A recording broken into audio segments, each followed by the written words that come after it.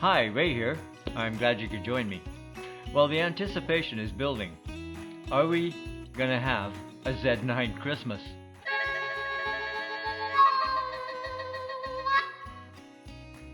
Well, depending on where you live, there's been rumors that Nikon would release the camera on December 24th, Christmas Eve. Well, I can see via social media that a few people have already received theirs. And though it would be a great present, it seems unlikely here in Canada, at least, where the release date has always been, where advertised December 30th. I ordered mine the day after it was announced, and according to the shop, there's no word yet on when they might see delivery. In their words, Nikon has been very quiet, which is unusual. The latest rumors from Nikon Rumours is that the first batches will be small, and that's what I'm hearing generally. There's a frenzy online, particularly on Z9 Facebook groups that have sprung up in anticipation of the release, and that's what I'm talking about, where I'm seeing a couple that have turned up. Box pictures anyway. And today it seems that some people, mostly NPS members in the US, have been notified that they'll get theirs this week, some next week, and others in early January. It certainly looks like I'll have to wait until next year to get my hands on my copy. The shop I deal with confirmed my suspicion that it's not just Nikon that's having supply problems. Everyone is dealing with the fallout from the pandemic and semiconductor scarcity. Like Sony has halted production on a number of their cameras, with the Cam ZV-E10 series being the latest victim. So we'll see what happens, I guess. I know people are worrying that we'll see the same or worse situation as the early D850 orders or the 500mm 5.6 PF lens. It could be worse given today's challenges, but there's no use worrying or blaming any one manufacturer. If there's a silver lining, it allows time to get ready for the camera's arrival, because there's other things to procure. In all the videos I've published here on the Z9 since the first development announcement, I've stressed that the initial Z9 entrance fee, $7,000 here in Canada, has to be considered in terms of the other accessories you'll need in addition to the body. Now, when it comes to glass, it depends if you've already begun collecting Z-mount lenses or if you're using adapted F-mount lenses. In my experience, the FTZ adapter works really well. As it should, it's really just a spacer. But what I mean to say is that the F-mount lenses work beautifully, depending, of course, on their individual resolving power. The top-of-the-line F-mount glass that performed well on full-frame cameras like the D850 and D6 do justice to the Z system cameras. But there's no doubt that the Z-mount lenses, particularly those with the S designation, they're in a different class. And they also bring nearly silent stepping motors and much reduced focus breathing to us video enthusiasts, along with incredible chromatic aberration control. So far, I've collected 5 Z lenses, including the 50 and 85mm 1.8s, the 14 to 30 f4, MC105, 2.8 VRS, and the amazing 70 to 200mm 2.8 VRS, along with the 2x teleconverter. And for me, I see at least one more new Z lens on the horizon. But I'm agonizing over tellies. Do I jump on the 100 to 400mm f6.3 that's shipping right now? I'll let you in on my conundrum. As I say, I've got the 70 to 200 with the 2x teleconverter, and that gives me a total reach of 400mm at 5.6. Doubling the 100 to 400, of course, equals 800mm, but at f11, which will result in some pretty high ISO settings. Using the 1.4x teleconverter equals 500mm, and that is $550 US. Now, the 800mm f6.3 PF phase Fresnel VRS lens has been announced. That's probably a year out. But since it's a PF lens, like say its 500mm f-mount counterpart, it's going to be compact, relatively light, and presumably more affordable. How about the 400mm f2.8 TC VRS with built-in teleconverter? How much will that be? On the roadmap, we've got the other 400mm, perhaps an f4, and going on its outline, it looks like it will be a PF lens as well, and a 600 f5.6 perhaps. Again, no sense of how much those might cost. Decisions. Decisions. What would you do? Let me know in the comments. Yep, that new 100 to 400 6.3 that's now in the wild. I'm sure we're going to see more photos of animals, wild and domestic, in the coming weeks.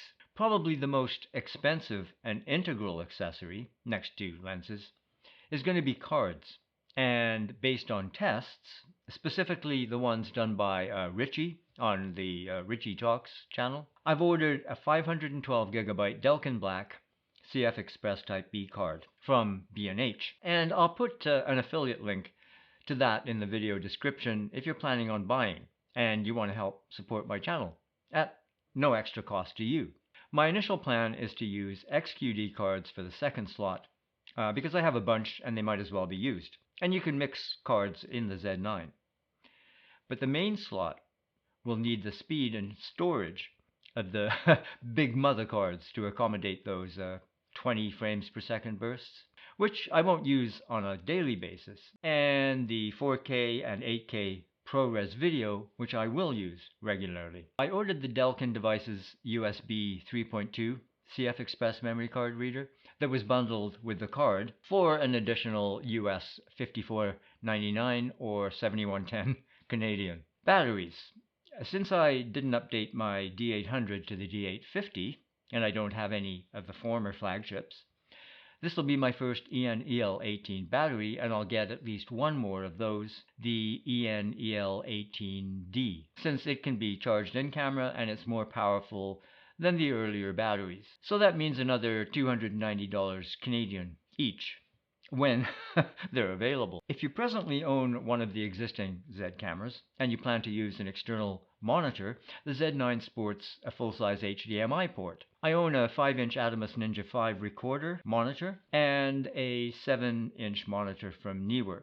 Both have full-size HDMI ports. My Z6s have mini HDMI ports, so I've ordered the Atomos Atom Flex 12-inch to 24-inch coiled HDMI cable at US $61.50. That's $80 Canadian. I don't know if it's any better than some generic cable from Amazon, but it is rated 4K HDR video at up to 60 frames per second and HD video up to 240 frames per second.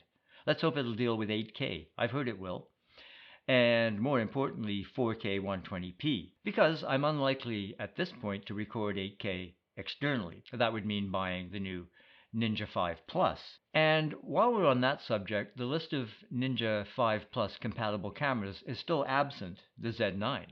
Maybe, I don't know, because it's not actually in the wild yet. But of course the Z9 boasts internal recording of 10-bit 8K video at 24, 25, or 30 frames per second internally for over 2 hours without overheating, and 10-bit 4K in camera with full pixel readout at 24, 25, 30p and ProRes 422 HQ or H265 video at 4K 120p. Next year, a promised firmware update will bring 12-bit RAW 8K 60p in camera to the Z9. So while the Ninja 5 Plus can record 8K 30p and 4K 120p continuous recording in Apple ProRes RAW, the Z9 has that covered and more.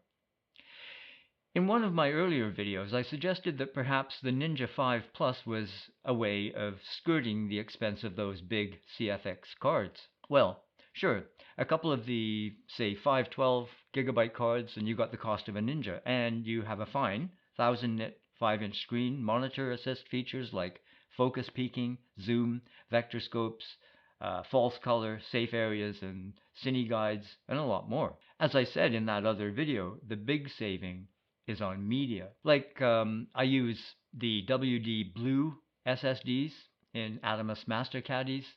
1 terabyte costs me about $120 Canadian. Anyway, at this point, I see me using my existing Z6 rig to record 10-bit N-Log into the original Atomos Ninja 5 and the Z9 to shoot the same internally. Now I might finally spring for the Z6 factory modification to shoot 12-bit ProRes RAW. That means with next year's firmware updates for the Z9, I'll have 2 ProRes RAW capable cameras. I'm also waiting for the Z9 cage from SmallRig, and I'll test that out when it comes.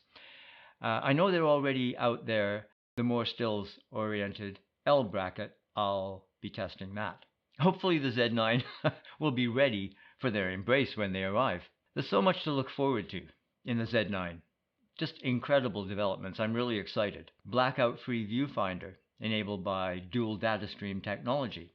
The, of course, 45.7 megapixel sensor, which will be a new experience for me after my D800's 36 megapixel sensor. That was the largest I've ever had, I think. Eye autofocus and astounding tracking, and looks like it'll make a convert of me at last. Down to minus 8.5 EV subject detection. Illuminated buttons. The Xpeed 7 processor takes all those robotic functions to the next level. And if they give my old brain a break, I'm going to be a happy camper. 1000 image buffer. Wow. Minimization of rolling shutter distortion. The new high efficiency RAW option. I'll be quite happy with that tilting touchscreen. I'll be using a separate monitor when needed. In my first response video, I said I didn't particularly care about the second grip, but I've had many battery grips for other bodies, and I know there'll be times I'll appreciate it. And a camera without mechanical shutter? Well, that's a first for me aside from a phone camera. In the meantime, I'm probably watching the same videos and reading the same reviews you are, thanks to people like Richie and Matt Granger, who have, thanks to Nikon getting pre-production models to those influencers, covered just about everything there is to cover. So what'll be left for me to add? Well, I've got some less technical things in mind with the particular settings and subjects that I have at hand. So I hope you'll check back to see when my Z9 turns up here in Kazakhstan. At least we have a manual to study now. It's been put up on Nikon's website. In the meantime, take care of yourselves. Cheers. Have a safe and happy Christmas. And we'll see you later. Once again, have a very, very Merry Christmas and a Happy New Year. We'll talk to you soon.